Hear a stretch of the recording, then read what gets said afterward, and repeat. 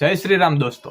तो दोस्तों अभी अभी सैम पित्रोड़ा ने बयान दिया है जो भी काले रंग का है वो सब अफ्रीका का है। तो दोस्तों जी हाँ, अभी अभी बयान आया है कि जिसकी चमड़ी का रंग काला वो अफ्रीका से। तो क्या है ये ऐसा और पीएम मोदी ने क्या कहा, चलिए मैं आपको बताता हूँ। तो दोस्तों पीएम मोदी ने रिप्लाई करते हुए उसको कहा कि जिस भी चमड़ी का रंग काला होता है वो सब अफ्रीका से नहीं होते हैं, हम तो श्री कृष्ण की पूजा करने वाले होते हैं।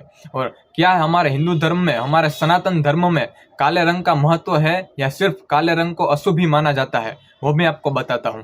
काले रंग की महत्वता हमारे हिंदू धर्म में यानी कि सनातन धर्म में बहुत ही दी गई है। क्या है वो काले रंग की महत्वता, चलिए मैं आपको बताता हूँ। तो दोस्तों काले रंग की महत्वता माँ काली भी दर्शाती है।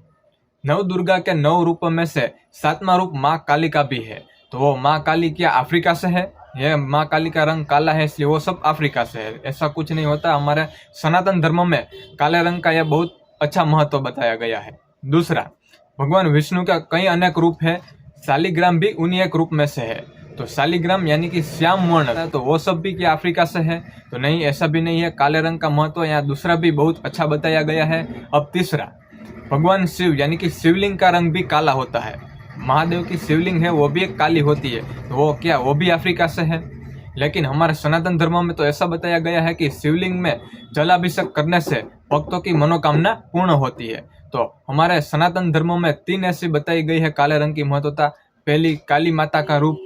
दूसरी, भगवान शिव का शिवलिंग यानी कि शिवलिंग हम जिसे कहते हैं वो भी काला होता है। और तीसरा, भगवान विष्णु के अनेक रूप होते हैं और उनमें से है शालिग्राम का रूप यानी कि श्याम वर्ण रूप, तो वो भी ऐसा ही कलर होता है। तो वो सब भी काले रंग की महत्वता दर्शाता है।